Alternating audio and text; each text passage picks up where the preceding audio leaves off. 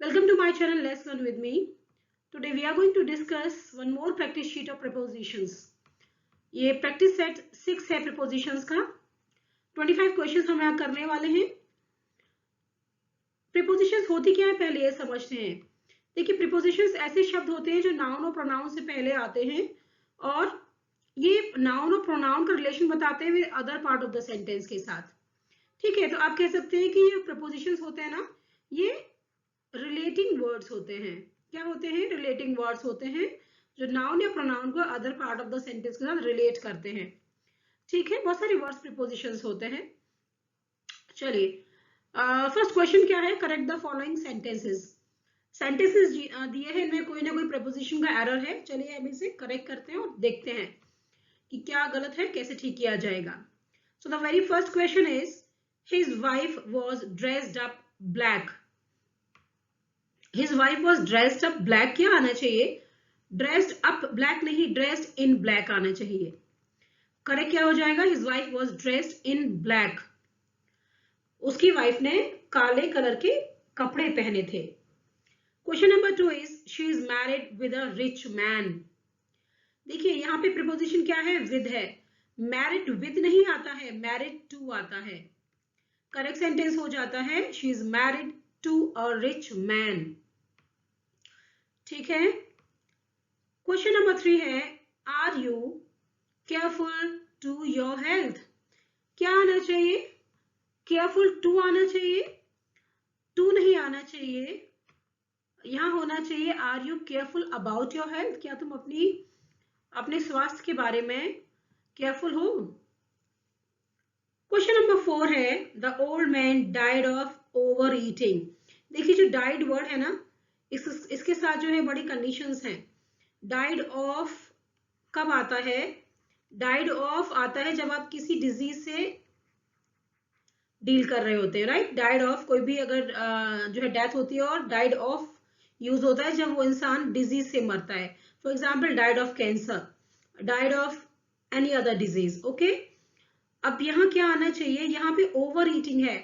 अब यहाँ something else, the reason is some different reason. Okay, something else, किसी और चीज से उसकी अगर डेथ होती है तो लिखा जाता है died from. तो यहाँ ऑफ नहीं आना चाहिए, फ्रॉम आना चाहिए, क्योंकि ओवर ईटिंग कोई बीमारी नहीं है. ठीक है, the old man died from over eating. ठीक है, क्या आना चाहिए? फ्रॉम आना चाहिए. क्वेश्चन नंबर 5 पे आते हैं. This is different to the other. यह दूसरे वाले से भिन्न है. डिफरेंट टू दी अदर नहीं आता है, डिफरेंट फ्रॉम आता है. डिफरेंट फ्रॉम दी अदर, तो टू नहीं आना चाहिए. क्या आना चाहिए? From. Different from the other. Question number 6 पे चलते हैं.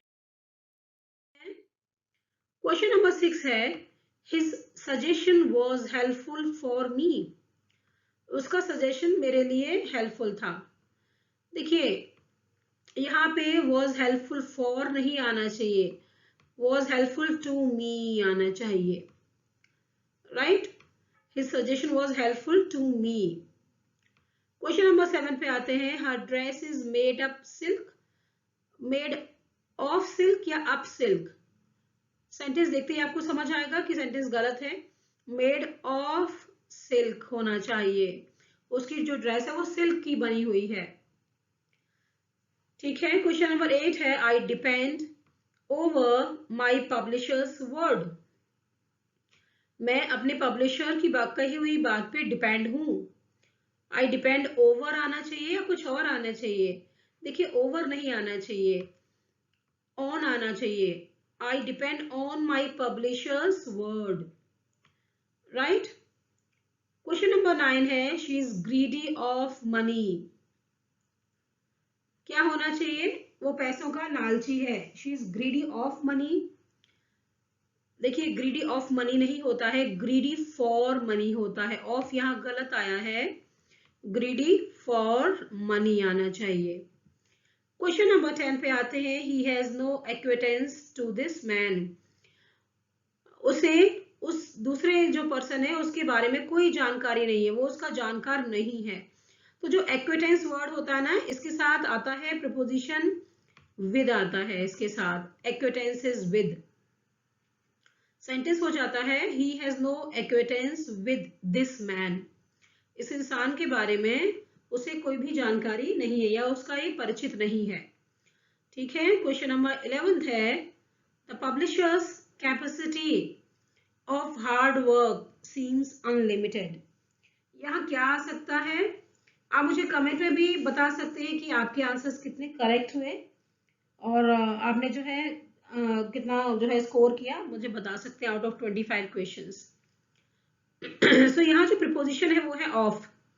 The publishers capacity of hard work seems unlimited. Capacity for hard work, publishers capacity for hard work seems unlimited. कह रहा है जो पब्लिशर की जो पब्लिशर जो है जितना काम कर सकता है वो लगता है कि वो उसकी जो सीमा है वो अनलिमिटेड है। उसकी जो सीमा है काम करने की, कैपेसिटी जो है उसकी काम करने की वो बहुत ज्यादा है। क्वेश्चन नंबर 12 पे आते हैं my wife prevented me to speaking. देखिए जो प्रिवेंटेड होता है ना, प्रिवेंटेड इसके साथ आता है from, prevented from. My wife prevented me from speaking, मतलब मेरी वाइफ ने मुझे बोलने से मना किया है।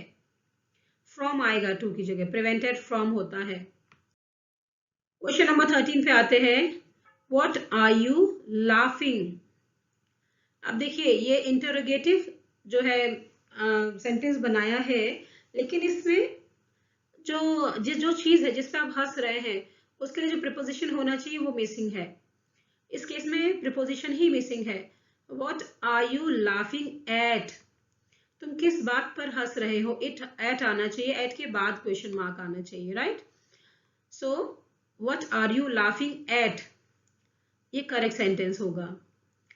क्वेश्चन नंबर 14 है is Manu coming in plane.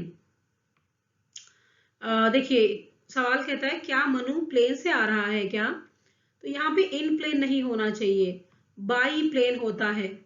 By plane, क्या मनु प्लेन में आ रहा है, ठीक है, बाई आएगा, इन प्लेन नहीं आएगा। जो इन आता है ना, इन आता है जब आपका कुछ पर्सनल व्हीकल हो, आपका पर्सनल होता है ना व्हीकल, तो इन आता है, ठीक है।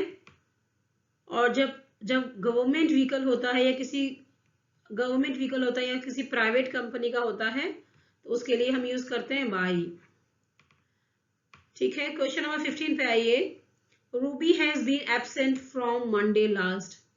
अब देखिए टाइम बता रहा है ना, रूबी जो है पिछले मंडे से एब्सेंट है, has been absent from Monday last लिखा हुआ है, फ्रॉम नहीं आना चाहिए, फ्रॉम यहाँ गलत है। अब देखिए मंडे लास्ट क्या दिया है आपको, पॉइंट ऑफ टाइम दिया है, मंडे से वो एब्सेंट है, ठीक है। तो जो पॉइंट ऑफ टाइम दिया होता है, पॉइंट ऑफ टाइम के साथ हम कौन सा प्रीपोजिशन लगाते हैं, हम यूज करते हैं सिंस। क्या आना चाहिए, फ्रॉम की जगह सिंस आना चाहिए। सेंटेंस हो जाएगा Ruby has been absent since Monday last. Question number 16 पे आते हैं mister Thakur stood among Aditi and Aditya. Mister Thakur जो थे वो अदिति और आदित्य के बीच में खड़े हो गए। अब देखिए यहाँ पे कितने लोग हैं, दो ही लोग हैं, अदिति और आदित्य, ठीक है। तो क्या आना चाहिए, यहाँ पे अमंग नहीं आना चाहिए, यहाँ पे आना चाहिए, अमंग हटा देते हैं, दो लोग दिए हैं तो क्या आना चाहिए, बिटवीन आना चाहिए। सेंटेंस होना चाहिए mister Thakur stood between Aditi and Aditya. जो अमंग होता है ना वो दो से ज्यादा के लिए आता है, बिटवीन जो है वो दो के लिए आता है, लेकिन बिटवीन जो है वो तीन के लिए भी आ सकता है अगर सबका नाम दिया है, प्रॉपर नाउन अगर दिया हुआ है, ठीक है। तो यहाँ तो दो ही है अदिति एंड आदित्य, तो बिटवीन आएगा। क्वेश्चन नंबर 17 पे आते हैं poverty comes from idleness.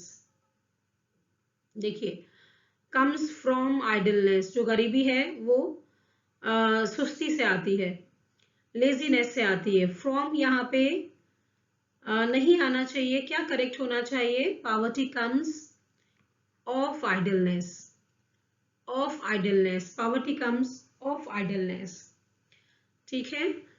Question number 18 पे आते हैं, my brother in law travelled by A bicycle. अब देखिए, my brother in law travelled by A bicycle, तो देखिए बाइसिकल के ऊपर आप बैठ के जाते हैं तो बाई नहीं आता है बाइसिकल के लिए, ऑन आता है, ऊपर बैठते हैं आप। My brother in law travelled on A bicycle, right. My brother in law जो है, मेरे जो ब्रदर इन लॉ है, उन्होंने बाइसिकल पे ट्रेवल किया। नेक्स्ट क्वेश्चन की तरफ चलते हैं। क्वेश्चन नंबर 19 है, did he stay on home yesterday. नहीं, देखिए क्या कह रहा है, आपसे कह रहा है कि क्या वो कल घर रुके थे, घर रुके थे कि नहीं रुके थे, right. Did he stay on home नहीं आएगा, एट होम आएगा। Did he stay at home yesterday, तो क्या होना चाहिए, एट। पॉइंट ऑफ प्लेस है ना, एट कब आता है, जब पॉइंट ऑफ प्लेस हो, राइट। जब पॉइंट ऑफ टाइम हो तो एट का यूज किया जाता है। Did he stay at home yesterday. Question number 20 पे आते हैं, the workers work in the factory from 10 AM and 4 PM। नहीं, देखिए ये ड्यूरेशन बता रहा है टाइम का, ये ड्यूरेशन बता रहा है, कह रहा है जो वर्कर्स होते हैं फैक्ट्री में काम करते हैं 10 बजे से लेके 4 बजे तक, तो एंड नहीं आएगा, क्या आएगा, 10 AM टू 4 PM। सुबह 10 बजे से शाम के 4 बजे तक फैक्ट्री में वर्कर्स काम करते हैं, तो ड्यूरेशन जब दे रहे हैं तो टू का यूज करते हैं बीच में, राइट। क्वेश्चन नंबर 21 पे आते हैं, the train comes on 6 o'clock। देखिए यहाँ पे क्या है, कह रहा है जो ट्रेन है वो 6 बजे आती है, तो यहाँ पे पॉइंट ऑफ टाइम है, point of time, exact time दिया हुआ है। पॉइंट ऑफ टाइम के लिए एट का यूज करते हैं, ऑन का नहीं करते। The train comes at 6 o'clock, ठीक है। देखिए मैं सारी पीडीएफ जो है वो टेलीग्राम चैनल पे डाल रही हूँ, वहां से आप प्रिंट आउट निकाल के एक्सरसाइज खुद से कर सकते हैं, और टेलीग्राम चैनल का लिंक मैंने जो है डिस्क्रिप्शन में दिया हुआ है, और जो अबाउट सेक्शन है चैनल का, वहां से जाके आप ज्वाइन कर सकते हैं। बहुत सारा मैंने जो है मटेरियल अपलोड किया हुआ है चैनल पे, आप उसका फायदा उठा सकते हैं, चैनल ज्वाइन करके सब्सक्राइब करके चैनल फायदा उठा सकते हैं, आप एक्सरसाइज कर सकते हैं। क्वेश्चन नंबर 22 पे आते हैं, मिल्क सेल्स बाय ₹22 पर लीटर, एक्चुअली आना चाहिए 22 पर लीटर, ये हटा दीजिए, ओके। अब देखिए मिल्क सेल्स बाय नहीं आता है, आप जो रेट होता है इस तरीके से, उसके लिए एट का यूज करते हैं, एट। मिल्क सेल्स एट ₹22 पर लीटर, एट आएगा, बाई नहीं आएगा। क्वेश्चन नंबर 23 पे आते हैं, I was born in 9th June 1972। देखिए यहाँ आप देखेंगे 9th जून, डे दे रखा है, स्पेसिफिक डे मेंशन किया हुआ है, मंथ का 9th डेट मेंशन की हुई है, डे नहीं डेट मेंशन की हुई है, 9th जून। देखिए अब यहाँ क्या हो रहा है, पॉइंट ऑफ टाइम ही तो दिया हुआ है, पॉइंट ऑफ टाइम दिया मतलब क्या दिया हुआ है, डेट दी हुई है एक, है ना, तो क्या आना चाहिए, एट आना चाहिए। I was born at 9th June 1972, right. अगर ये डेट ना दी होती ना, तो आप लिख सकते थे आई वॉज बोर्न इन जून 1972, तो एट आना चाहिए। क्वेश्चन नंबर 24 पे आइए, Kumhara park is close of my residence. Kumhara park मेरे घर के पास है, क्लोज ऑफ नहीं होता है, क्या होता है, क्लोज टू माई रेजिडेंस होता है, close to my residence correct sentence हो जाता है। क्वेश्चन नंबर 25 पे आते हैं, he will come up on Monday. देखिए डबल प्रीपोजिशन दिया हुआ है, नहीं, सेंटेंस क्या होगा, he will come on Monday. यहाँ भी देखिए ऑन दिया हुआ है ना, तो मंडे को वो आएगा, ही will come on Monday, right. तो अब जो है यहाँ नहीं आएगा, ऑन आएगा, ऑन बिल्कुल करेक्ट प्रीपोजिशन है यहाँ, ही विल कम ऑन मंडे। इसके साथ ही 25 क्वेश्चन यहाँ खत्म हो जाते हैं। अगर आपको प्रैक्टिस शीट थोड़ी सी भी यूजफुल लगी हो तो प्लीज लाइक करिएगा, चैनल सब्सक्राइब करिएगा। Thank you very much, have a good day, bye.